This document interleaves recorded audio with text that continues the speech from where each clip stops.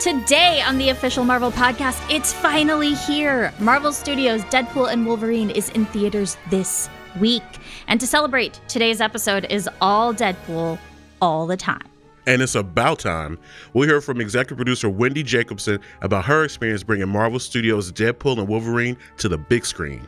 Like, the film is just so compelling and amazing, and somehow it just keeps getting better as we go on. We'll also hear from Matthew Macfadyen about his role as Mr. Paradox in the film. It's always fun to play someone who has a nasty side. Plus, we'll talk to Deadpool comics writer Cody Ziglar about his current run of Deadpool comics, including the death of Deadpool. Would you kill a franchise character that's having a new movie coming out forever? Cody is putting the dead back in Deadpool, and I am so nervous. I'm Preeti Chibber. And I'm Quinn Lamar, and I'm ready. And this is the official Marvel podcast. All right, Quinn, I have to ask. Obviously, we are going to see this movie, but have you made any special plans about seeing Deadpool and Wolverine? Yeah. My plans are to go see Deadpool and Wolverine. I mean, how could I not see the culmination and the joining of two of my favorite comic book characters in one place? I plan on wearing something interesting. I'm not going to say it's a costume. I'm not going to say it's cosplay, but there probably will be makeup somewhere on my person. I'm going to go with my friends. I'm going to eat a lot of popcorn, and I'm going to enjoy it. This is going to be an event. Like, we've been waiting for this. Are you going to make up mutton chops? I don't think I'm going to do mutton chops, but I do think I might wear something a little form fitting and skin tight. You know what I mean? Oh, okay. You know, just talking about the movie already is bringing us joy, but there is so much more. Obviously, we have to talk about the people who actually worked on it. And you know what? Not just talk about them, but talk to them. We do have some pull, after all. First, we have Wendy Jacobson joining us to talk about how she became an executive producer on the movie. So basically, one day early on in my career at Marvel, I got a call to come down to Kevin's office. And he basically sat me down and said, you know, everyone is on one project at a time here, which I already knew. And he said, I want to give you something down the road, and that is Deadpool. And I was completely and utterly shocked and so excited because I'm a huge fan of the first two movies. Now, early on in development, before Hugh Jackman even became involved in the movie, Wendy says that Deadpool and Wolverine went through several different incarnations. So it was pretty interesting. We were trying to figure out what the movie was, and we had gone through various treatments, and we were actually getting on a story call to discuss the latest treatment. And Ryan said, before we get into notes, I have some news. And Hugh had literally called him that morning and had this eureka moment that the next thing he wanted to do was he wanted to play Wolverine one more time, and he wanted to do it with Ryan. As soon as that happened, everything changed, and the team had a brand new script within 2 months. And it was our first draft, and we opened a production office a week later after that. And then we were shooting 6 months later, which is kind of insane to think about. But the first draft of the script was excellent. We could have started shooting that draft exactly. But the script is wonderful, in my opinion. It's just gotten better and better and better. So much so that Wendy says her favorite thing about this movie is its repeatability. I have seen it so many times. There's lines that I know that I've read in the script so many times, and yet somehow I am still laughing out loud. I am still moved to tears. Like, the film is just so compelling and amazing, and somehow it just keeps getting better as we go on. I really hope people get to see it more than once. I think they will find it even more enjoyable. And here's what Wendy had to say about assembling the incredible cast of the movie. And not just Hugh Jackman, but also Emma Corin as Cassandra Nova. Well, I have to give all the credit to Ryan and Sean, really. Hugh, really, it felt like destiny. It just fell into our lap, which was amazing. And Emma was the next piece of the puzzle. And Ryan and Sean really had a strong instinct about them. And they just have this ability to disappear into any role they play.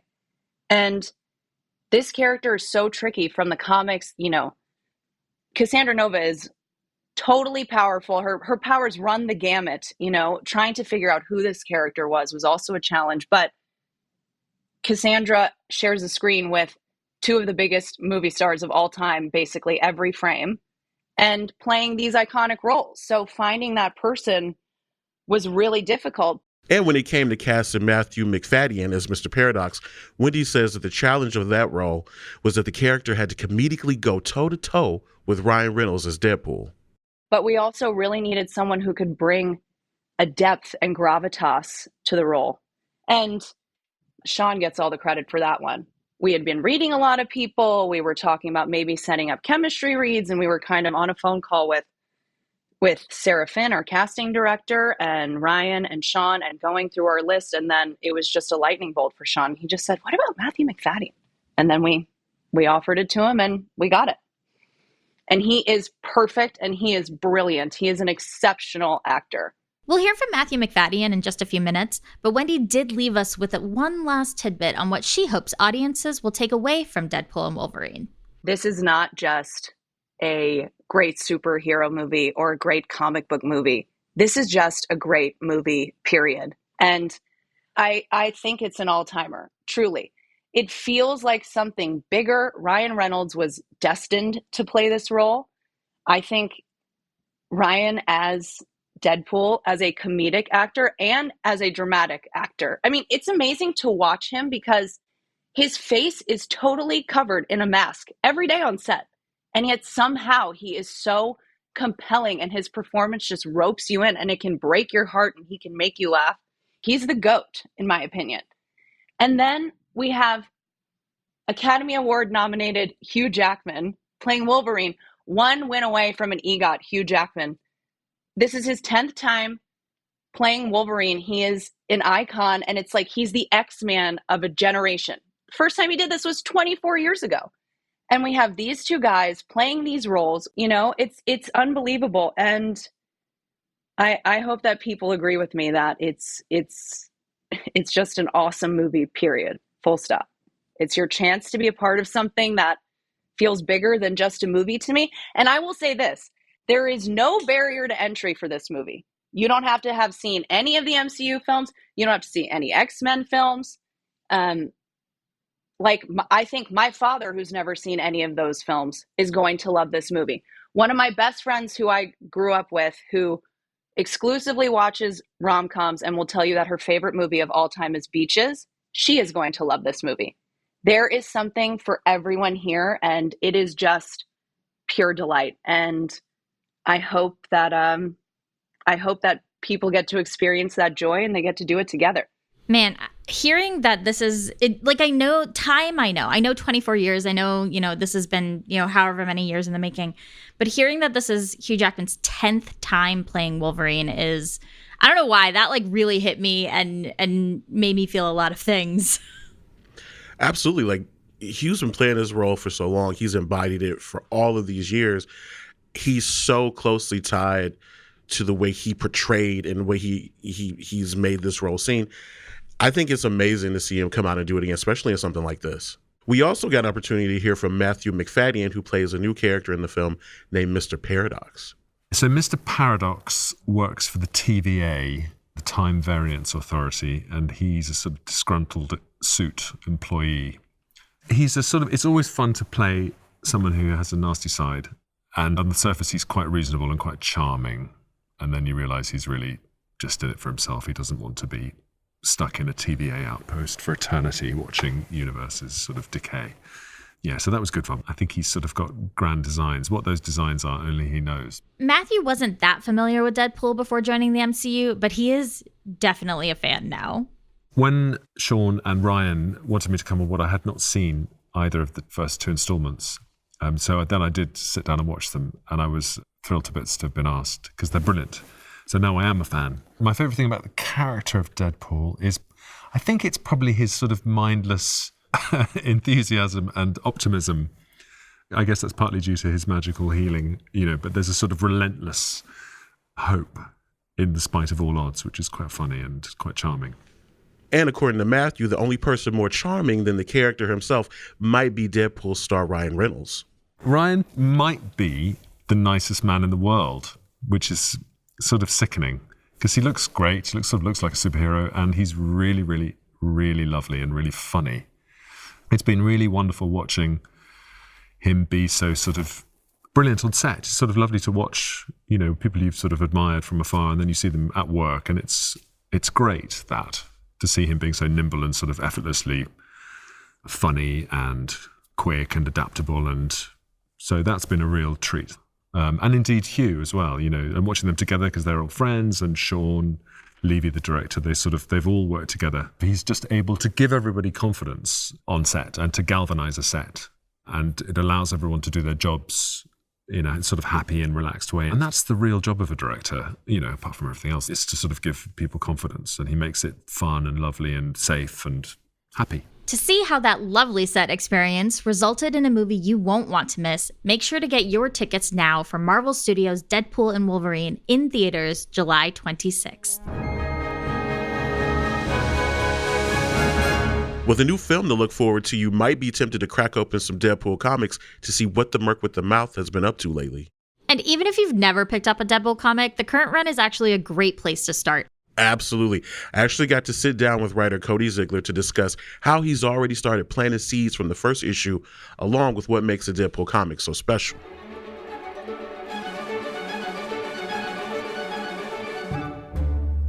All right, we're here joined with Cody Ziglar, the Emmy-nominated writer who's known for his work on Futurama. He's known for working on Marvel Studios' She-Hulk. He's also written the Miles Morales Spider-Man comic, and now working on the Deadpool comic. Cody, tell me, who is Deadpool to you? What do you think about this character? Yeah, well, I mean, he's been on many things to many people over the years. Like, I think the sort of version most people will see him as is like the clown, the merc with the mouth. He's a character that, there aren't many of them in Marvel, but there are a few that sort of understand that they're in a comic book, and Deadpool is one of those few characters alongside Jen Walters, She-Hulk, and Gwenpool. So like, he's a clown that sort of knows that he's in the circus, but for some reason still enjoys participating in that role. He sort of balances between being the clown and also being a little bit more introspective. I think this run is probably leans a little bit more into the more character buildy of Deadpool. So, we'll have our jokes, and you'll see him be sort of nonchalant and pretend like he's sort of above it all, and sort of his defense mechanism is humor. But I think as you sort of read more Deadpool, particularly older runs as well, like you'll see that, underneath this sort of jovial guy doesn't seem to care. He does have a big heart. And he does care about a lot of things. And like, this run is definitely circling around that idea of like, Deadpool, the clown who also has a heart and has his own things that he wants to do and wants to be a better person. Like, those are my favorite personal Deadpool stories, and this is one that I'm trying to write. Okay, so I'm getting the impression that you were a Deadpool fan before you started working on this project. What's your history with Deadpool? Yeah, 1000%. So my Deadpool origin is that in undergrad college, like a million years ago, it feels like, I sat down and I literally read up to that point every single issue that Deadpool appeared in ever, like across the board. Like I think I may have read a decade plus worth of issues, and like it just really resonated with me, and I loved how funny and weird his character was. And it was the first book I read where he was, or I knew that comic book characters could be funny. Usually they were so like, stop there, criminal, I will arrest you. So like watching a guy, like talk about chimichangas and then get his head blown off by Cable was like, oh, this is very funny and so different and completely right up my alley for what I was looking for in a comic book character. So like, I've loved Wade for a very long time. He's like one of my favorite characters. He's a character that like, he was the first character where like, I legitimately read every single thing he was in, like hundreds and hundreds of comics. So like, I just love that character. Like, I love that his books could go back and forth, sort of like we were talking about earlier, where it could be very, very funny and be like, oh, I want nothing but chimichangas, or he's doing like shoryukens to like random people in the streets. And then also like he's having like real heartfelt moments where, he's sort of questioning like what he does, or people are seeing new parts of him. Like, I love that in that was it Uncanny X-Force or an X-Force book? I think maybe it's an X-Force book where like Wade is on a team with Wolverine, and they're tasked to like kill basically like a child reincarnation of Apocalypse. And he's like, we sort of find out that Wade's never cashed any checks. He's been doing it for the love of the game, and he sort of draws the line at like, harming an innocent kid, and like seeing that sort of like development for Wade is sort of like what I love. I love that balance between humor and comedy, and like Wade, to me, is like the perfect character for that. So it kind of leaves a question: what makes your run different from what's come before? Like, what sets it apart from Jerry Duggan and Brian Posehn's, or like the most recent Alyssa Wong run of Deadpool? Good question. I think mine is definitely built. A lot of it is built off of a Wong's run. Like, again, I love so much what they did. For if you haven't had the pleasure of reading that, I highly recommend it. It's a fantastic run, but they really delved. They did a rom-com for the run, which is just such a fun swing for like a book, like, you know, Wade falling in love with Valentine and like seeing the highs of that, and then like seeing a little bit of the workplace stuff, but mainly it's just like them going on dates to the zoo. It was really fun, and like I liked the dynamic of it. Like I liked like the relationship and the character development component of that. I also really like, you know, I like a comedy, like I said, sitcoms, like as you sort of mentioned, like I've written for a bunch of workplace type comedies, whether it's, you know, a mad scientist who's your grandpa who like works in his garage, or like you work for a really bad, you know, planetary delivery service. Like I just really like the idea of like, take your daughter to work day and your workplace environment is the office, but it's for mercenaries. So like that's what I really injected into it, is like seeing more of the day-to-day operations of a Deadpool business. Also, what's it like when Deadpool runs a business? Like he can't be a good, you know, manager at all. So like just sort of figuring out like who he would bring in. Like if he's buddies with a guy who could learn anything by looking at it, like it seems like he would bring in Taskmaster to be like his operations manager, and just like seeing how that stuff sort of fall into place. So like mine's definitely more of a workplace comedy that, you know, we lean more into like sort of what Wade's thinking as a new entrepreneur, but also as a new father to two, I guess, daughters at this point. And, you know, it's been striking that balance between comedy and character development and drama. And like, people seem to be enjoying it. Marvel seems to be enjoying it. And I know I'm having a lot of fun writing it. And, you know, just continue to do that is like the dream and the goal. And like truly, like the fact that I'm sitting here talking to you about writing Deadpool is wild to me, considering that 15 years ago I was sitting in my crappy college apartment reading Cable and Deadpool #7, being like, this is so funny. How can I do this one day? You know, maybe that's manifesting. You know, maybe that's how it works. Now that we mentioned Alyssa Wong's run of the Deadpool comics, there's some things that have carried over from theirs to yours, one of them being Princess. Can you explain to us who Princess is and what role she'll play in your story? Princess is the half symbiote, half daughter of Wade Wilson, who was, I mean, look, it's comic books, so like, you know, it all makes sense within that realm. But she was sort of a failed Carnage Cassidy clone that was born incubated, not unlike a xenomorph inside of Deadpool, and then popped out and instantly imprinted onto him. And she's a giant 15-foot, 2-ton shape-shifting wolf who had a sort of the mild personality of like a 7-year-old child. So, you know, take, I guess, a dire wolf and inject, you know, steroids into it. And that's pretty much who Princess is. And, you know, she has a sister now. She has a half sister, Ellie. And that's what a lot of this run will also be focused on, is like a family dynamic when your younger sister is a 10-foot tall killing machine. Okay, speaking of Ellie, now she's going to have a pivotal role in this story. Can you tell us more about that? Yeah, it's definitely becomes a two-hander partway through this run. Like, you know, I've always loved that Ellie has been out there, and like certain writers have picked her up and used her for different stuff, but I really like the idea of her not sitting around and being a damsel in distress. Like, I like the idea that a thing that you can sort of see in comics is that like the reluctant father like will go back and be like, you can call me anytime you want, and the child will call when they need. But I like the idea of Ellie being a pain in the ass and be like, no, I'm not going to wait for you to sit around. You gave me the phone, I'm just going to come to you directly. So like, you know, by hook or by crook, Ellie sort of inserts herself into Wade's world. So you get this fun like father-daughter story wrapped around a workplace comedy. And like, I think it's fun seeing like Ellie having to adjust to like, what's it like working for a contract killer, and then Wade's point of view is like, all right, maybe it's not a healthy environment to have my daughter raised around a bunch of mercenaries. Like, what can I do to do the most PG-13 version of everyday violence that I do to keep the lights on? And that's sort of like how she sort of morphed in this series, and like watching her sort of like hang out with Taskmaster and become like a reluctant student under him has been fun to sort of ride. And like, you know, he's a guy that I'm sure, as you know, and listeners of the podcast know, like, you know, his sort of deal when he's not doing crime is that like he's a begrudging teacher. So like having these two guys, Wade and Taskmaster, sort of placed in these like father figure roles has been very fun.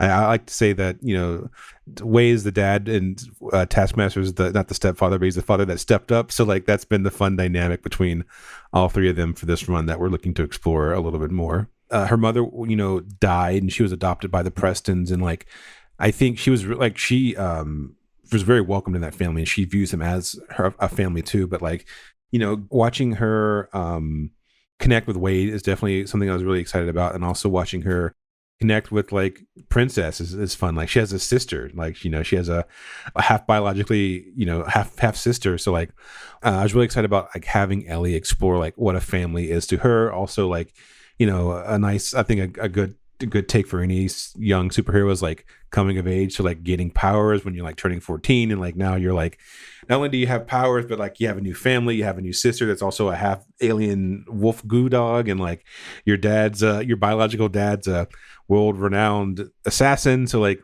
a lot of it was like fleshing out Ellie, and also seeing from Wade's perspective, like what's it like with him, like trying to wear like a good dad hat, and also trying to like dictate. Like he's never been a guy that's like, you know, outright told people what to do. So like watching him like having to tell like a kid what to do, then also having to be the boss is like, I thought that'd be a fun like little engine for comedy. And like that's what I was like, that was something that I'm really excited to like explore, and hopefully it resonates with people as much as it resonates with me, because I find it a lot of fun writing that. Now, I would say working with family would probably be a whole lot harder than being a superhero, but that's just my opinion. Yeah. Yeah, 1000%. You previously hinted at Ellie's powers. Now, could you tell us a little bit about what they are and like how they'll be featured in the story? Yeah. You know, she has a regenerative healing factor like Wade. I would say it's not as strong. Like she probably can't get blown in half like Wade, or have her head completely shot through and heal as fast as he does. But she has some sort of fringe benefits from that. Like she heals faster, and because of that, you know, she can sort of like how Jennifer Walters can work out and her form and get stronger in She-Hulk. Like, you know, Ellie can build muscle faster. She doesn't have super strength, but like, you know, if you work out, like the whole process is like, you know, you break the muscle down, it builds back up, you get stronger. So she can sort of get stronger faster because of her healing factor. And because she doesn't have the sort of cancer that Wade has, like her brain isn't as affected by him. So she doesn't have the voices, or she doesn't have like sort of the personality things. But what she does have is that she can sort of learn things faster, like not necessarily as fast as Taskmaster, like, but if she like reads a book or watches a couple of YouTube videos, like her sort of neurons connect faster than like a normal person. So like what might take us 3 months to like understand a concept, like she can watch a couple of YouTube videos and sort of understand the basic concepts of like, you know, building a GPS translator or transponder, or like if she needs to like figure out like, you know, there's a training montage in an issue where, you know, she gets the crap beat out of her for about 2 hours by Taskmaster, and then like after a couple of hours of like watching his moves, she sort of understands his moves, or she learns through that. And also she's just enthusiastic, like she's just like so happy to be invited to the party right now. So like she's really sort of throwing herself into it full force, which I think is also outside of Princess, like having two very enthusiastic young people in the room is what I think is also like a fun dynamic to have in this little workspace. Now, besides Deadpool, you're almost immediately introduced to a new archenemy named Death Grip. What's going on with them? Yeah, I mean, Death Grip came out of a place where I like magic adjacent villains, and I feel like Wade doesn't get too many of them. I also like the sort of blending of like the sort of mystic with like actual martial prowess. You know, I'm a huge anime fan. I was like, it'll be fun to like, what if like Deadpool fought like a ninja, like or that knew a little bit of Doctor Strange, like hand magic. So like that's where his like creation sort of came out of. And then also like, you know, Wade is like he's unkillable. Like one of his paramours is like the literal concept of death. So like, what's it like when you have like a sort of like a mystic cult that's sort of based around worship of death? Like it seems like a guy like him or Wolverine or somebody would be on their radar. And you know, Wade puts himself out in the public much more than Wolverine does. It seemed like a pretty fun foil to put a guy that's essentially unkillable versus a guy that has built a cult up around the concept of worshiping death. And like just watching them be able to go at it, like, you know, you can blow up Deadpool as much as you want. He's probably going to come back for it. And like, you know, you're fighting a guy where you can put a sword through his chest and he can do his hand signs and heal his flesh, his wounds. Seems like it'd be a fun rivalry to have. And that's where sort of Death Grip has sort of spawned out of. Okay, now last month, we got to talk about this. Last month, we got the teaser about the death of Deadpool. Now, what can you tell us about this? Like, are you seriously telling me you're going to kill Deadpool? Like, come on, between you and me, like, for real, for real. I mean, look, would you kill a franchise character that's having a new movie coming out forever? I think we'll never see Deadpool ever again in any book ever. That's my guarantee. He's gone forever. They're going to delete Deadpool from the Marvel Wikipedia. You'll never learn about him ever again. I'm sure, like most comic book people, he'll get better at some point. I don't know when, but maybe he'll take a ibuprofen and heal whatever needs to be healed. But it's one of those things where it's a passing of a mantle for however long it happens. But it's one of those things where if the story is going to be about family and maintaining stuff, like what would be sort of a tragic thing to happen would be like, all right, Wade's sort of been making peace with this, and like, what's the other side of that? Is like, what's it like to like have a father, then lose him, and he's brought back into your life, and then like lose that father, like literally lose that father. So like, story wise, there's some stuff that we're going to do where you sort of bond more with family, with from Ellie's perspective, and also some people from Wade's past. Without spoiling stuff, you'll learn stuff about Wade's past and things that have happened to him, successfully and unsuccessfully. And then, maybe through the power of love and magic or something, they'll get better. Who knows? But that's what I can say without spoiling anything for people. Before I let you go, I want to ask you one last question. What do you hope readers take away from your run of Deadpool?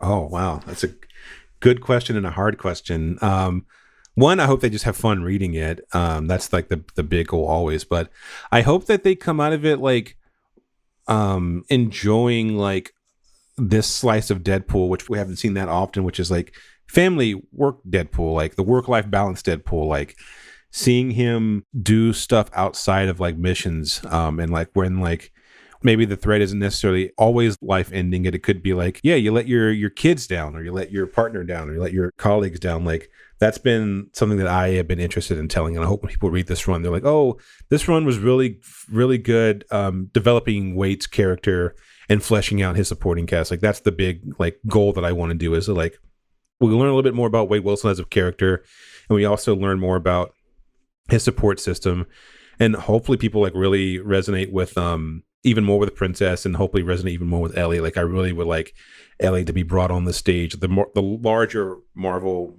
stage too, and like, after I finish my run, someone else picks him up and they do cool stuff with him or whatever. Like I love the idea of like introducing new characters, fresh characters. Well, I didn't invent them, but like, I'm saying like adding some more perspective on characters that are sort of new to the Marvel world, and hope people resonate with them and they'll run wild with them, and they'll, they don't need to have their Spider-Verse movie, but like just having people know who Ellie Camacho is really cool. And hopefully having people know who Princess is would be really fun as well. And that's what I would like to get out of it, is a good book and people enjoy the characters that are sort of established more into it. What Cody said about Ellie is so interesting because Deadpool is such a unique presence in the comics. He's such a huge personality that it's going to be fascinating to see a character who is so deeply connected to Wade have to both sort of like fill in his shoes and learn about him from an outside perspective at the same time. Like I think that opens up so many doors for storytelling, and I'm really excited to see what comes next. Exactly. And because, as Cody said, so much of what Deadpool does for his work has been kept away from Ellie, those are elements that she's going to have to go into on her own, discover on her own, and make her own. So it's going to lead to a lot of cool things. So it sounds like the book is in good hands. Comics are a wonderful medium to try things like this. And it sounds like Cody has a very strong idea about where it's going, and that is the first thing a writer needs. Definitely in good hands. Definitely going in a great direction. I'm excited to see how the rest of this series goes.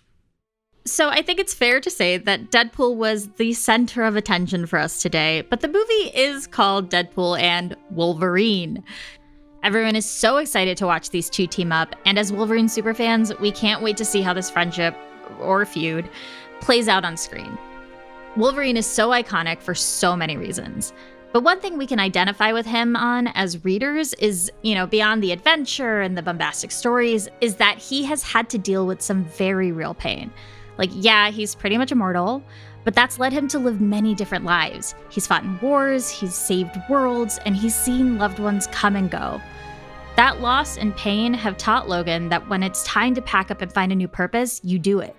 In Wolverine Origins number 49 by Daniel Way, after defeating an enemy who has controlled and brainwashed him, Logan finds himself at a turning point. He says, "It's time to begin a new cycle, a new life, one that I control, one that I can live with. It's time to let go of the past. It's time to create something new, something of my own."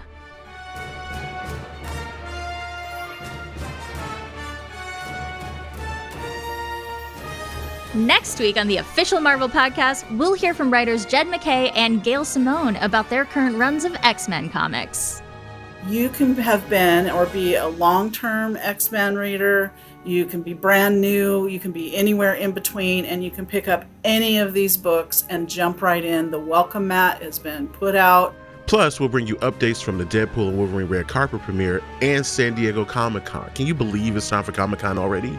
Time isn't real, much like I'm sure maybe Mr. Paradox feels. Time can't be real. I see what you did there. How? In the meantime, make sure to subscribe to the show wherever you find your podcasts and tell a friend about us. And while you're at it, be sure to rate and review the show. It really does help other Marvel fans out there find the podcast. Till next time. This episode of the official Marvel podcast was hosted by Quinn Lamar and myself, Preeti Chibber. Our producers are Jasmine Estrada and Isabel Robertson, with help from Senior Manager of Audio Production and Development, Brad Barton, and Production Manager, Emily Godfrey. Mixed by Rye Dorsey. Theme music by Ida Akbal. Executive producers are Larissa Rosen and Jesse Berger. Thanks for listening, and we'll see you next week.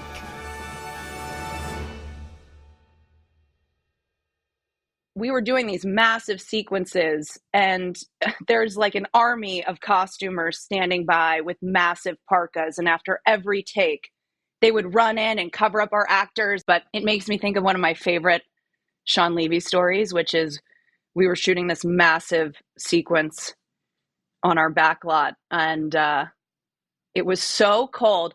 And not to sound like a jerk, but I'm in my tent and the monitors, it's heated, like I'm taking my jacket off, getting cozy watching this film.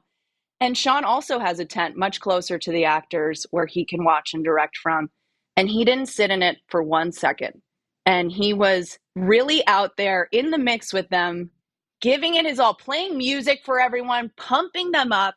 And I remember going up to him being like, "Sean, it's freezing. Go sit in your tent. I don't want you to get sick." And he's like, "I can't do that. My actors are giving their all. I got to do it too."